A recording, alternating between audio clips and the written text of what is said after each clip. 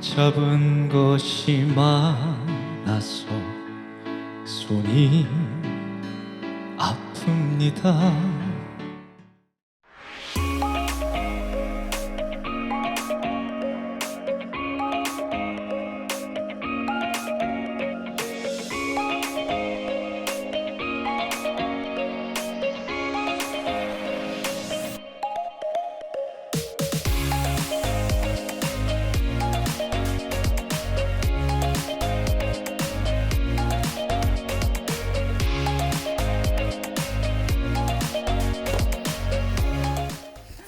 자, 원래 우리 예고에서는 다음에는 이제 그 가요계 해리포터라면, 임영웅이 가요계 해리포터라면 그 이름을 댈 수 없는 그 적에 대해서 얘기를 할까 했었는데, 저희가 예고를 그렇게 해놓고 엉뚱하게 홍자가 나갔죠.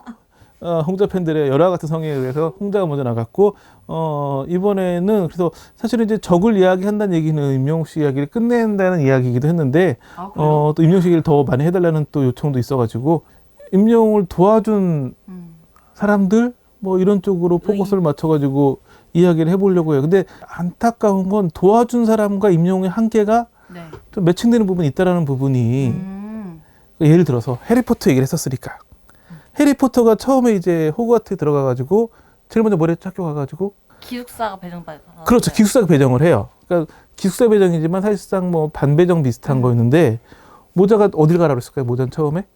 슬리데린 가라 그랬잖아요. 그렇죠. 만약에 슬리데린을 갔다면 어땠을까? 오히려 말포이와 친구가 되고 그 악의 무리들과? 악의 무리라고 볼 수도 있지만 사실은 그 관점의 차이지. 그쵸? 그 어떤 정통파라고 볼 수도 있거든요. 그쵸. 영화고 뭐 소설이 그렇지. 현실적으로는 해리포터가 그때 슬리데린으로 갔으면 그쵸. 자기 이익을 따져서 그걸로 갔을 수도 있죠. 더 잘 됐을 수도 있죠. 그쵸. 이 얘기를 하면 임영편에도 혼나지 않을까 싶기도 하지만. 그렇지만 하겠다. 네, 이명박 이명박이요? 전 대통령이 갑자기? 아주 주도한 역할을 해요. 본인은 몰라요. 어떻게? 내가 임영웅 데뷔에 도움을 쓰라는 걸 그분은 몰라. 이런 걸 가지고 이제 그 나비 효과라고 할 수도 있는데, 임영웅이라는 스타가 탄생하는데 첫 번째 어떤 나비 효과를 불러일으킨 건 이명박 대통령이었어요. 어떤 에피소드?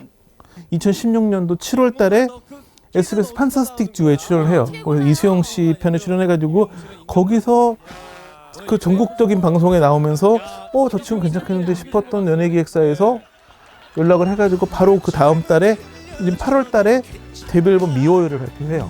그러니까 사실은 임영웅 씨가 그때 그 소속사로 가지 않았다면 미스터 트롯 출연까지 해서 지금까지 오는 과정이 시작성이 없었던 거예요. 왜냐하면 그 당시에 임영웅 씨는 가수 데뷔를 하고 싶어가지고 굉장히 다양한 가요제에 출연해가지고 뭐 상도 받았지만 이게 전국 단위 정말 미스터 트롯 같은 프로그램이 없었기 때문에 여러 방송에도 출연했지만 크게 주목을 못 받고 있는 상황이었는데, 그나마 이 판타스틱 듀오에 출연하면서 소속사를 만난 게 그 시작점이 됐거든요. 맞아요. 그 소속사가 물고기 뮤직이라는 회사예요.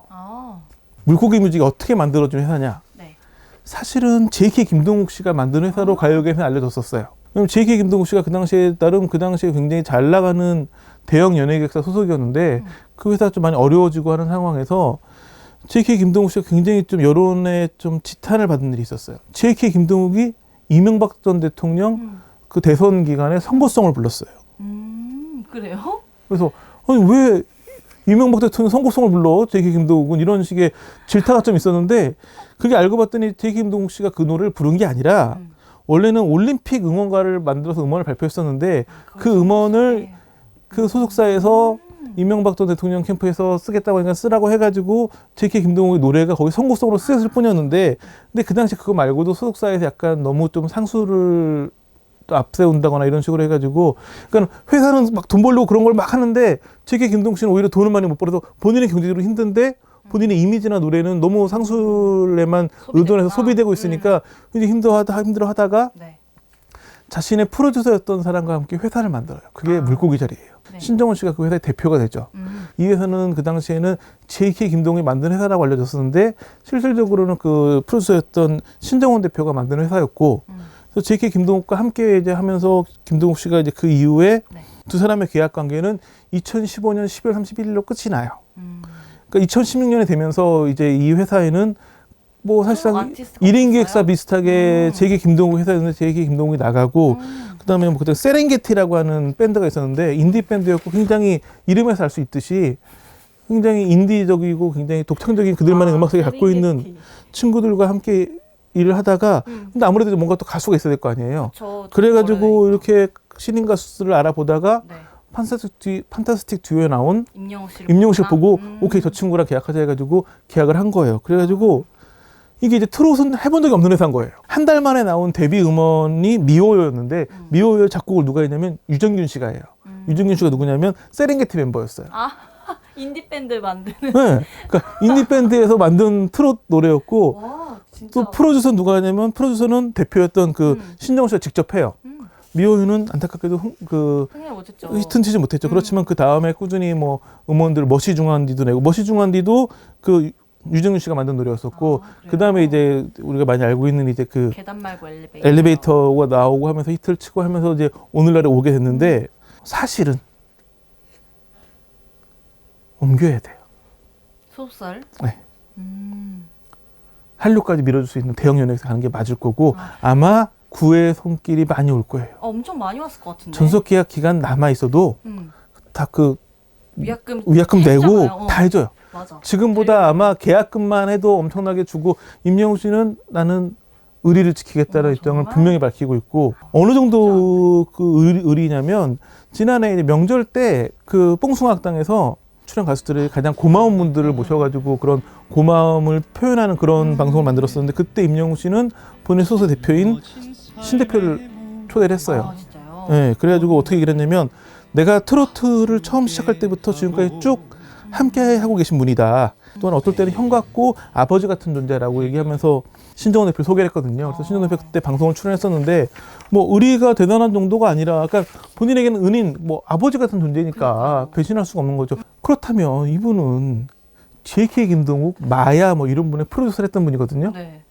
그리고 세렝게티 같은 이제 새로운 음악을 하시던 분이 왜 트롯을 하게 됐을까? 왜 임영웅을 픽을 했을까? 궁금하네요. 방송에서 물어보니까 이게 어떻게 얘기했냐면 노래보다 그냥 건실하다는 생각이 들었대요. 딱 임영웅이라는 사람 보면서. 사람이 됐다. 예, 노래하는 친구들을 보면 약간 물이 들어있는데 그런 게 전혀 없어가지고 처음 만날 때부터 마음이 움직였다. 사실은 신정원 대표나 임영웅 씨나 고난의 길로 들어선 거죠. 대한민국 트롯 가수는 지금이야 그래도 오디션 프로그램 통해서 잘 될 수 있는데 그때는 앞이 안 보인다고 해도 무명 가수라는 게 더 힘들다니까 불러놓고 카드를 뒀다는 거예요. 카드? 신용카드를. 응? 그 당시 임영웅 씨가 맨날 밥을 굶었대요. 아, 좀 밥 좀 챙겨 먹어라. 혼자 있으니까 뭐 샌드위치 정도만 먹고 밥도 안 먹고 보기에는 자기만 믿고 서울 올라가지고 있는데 사실은 뭐 당장 뭘 해가지고 돈을 벌 수 있는 게 보이진 않는 상황에서 자기 믿고 왔는데 밥도 못 먹고 다니면 미안하니까 밥은 먹으라고 카드 줬더니만 너무 쓰고 다닌 거죠.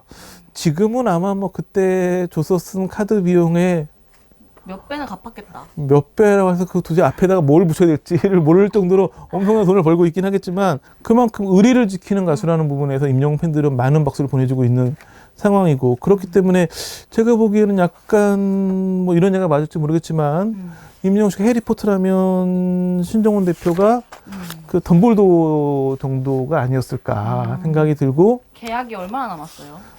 지금 이 상황에서 계약 기간은 별로 중요한 여지가 아닌 것 같아요. 왜냐하면 계약금이 얼마냐에 따라 가지고 재계약을 안 하고 아니 뭐 계약을 파기하는 거에 어려움이 있는데 계약금이 있었을까 싶을 정도로 피가 키운 거였기 때문에 지금은 의리로 가는 과정이고 재계약을 할까요 그러면? 어떻게 지금 봤을 때는 재계약 꾸준히 할 것 같은 느낌이 들어요. 팀장님이 말하시는 한류 뭐 이렇게 가려면 큰 기획사의 서포트를 받는 것도 중요하잖아요. 그러니까 저는 특히나 해외 무대 진출을 놓고 봤을 때는 지금이라도 슬리드린으로 옮기는 게 맞지 않나라는 그쵸. 생각을 하고 있는 것도 사실이에요. 근데 문제는 뭐냐면 기반은 국내 팬들에게 있거든요. 그렇죠.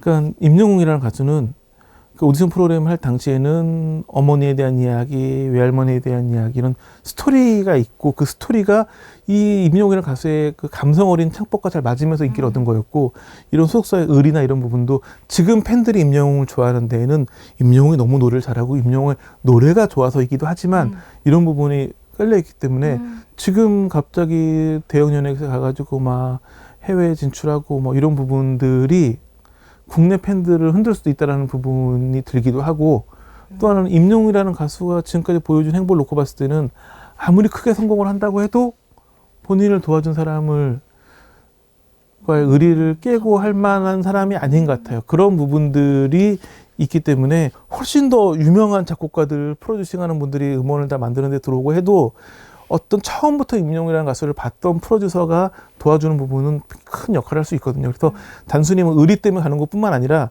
임영웅이라고 하는 가수의 음악적 완성도를 높여주는 부분에서는 이 신동 대표가 굉장히 좋은 길잡이가 될 수 있기 때문에 네. 이 두 사람의 협업은 단순히 의리를 지키는 것 이상의 의미가 있을 것 같고 진짜 그- 예고하시는 거예요? 네, 그 진정한 이제 가요계의 볼트모트가 누구이고 임영웅 씨가 이 볼트모트를 어떻게 싸워야 되는지 이런 이야기들을 또 해야 돼. 그러니까 볼트모트, 뭐 말포이, 그리핀도르, 슬리데린 할 얘기 다 했어요. 이제 다음에 비로소 이제 볼트모트 이야기를 한번 본격적으로 해보도록 하겠습니다. 네. 감사합니다.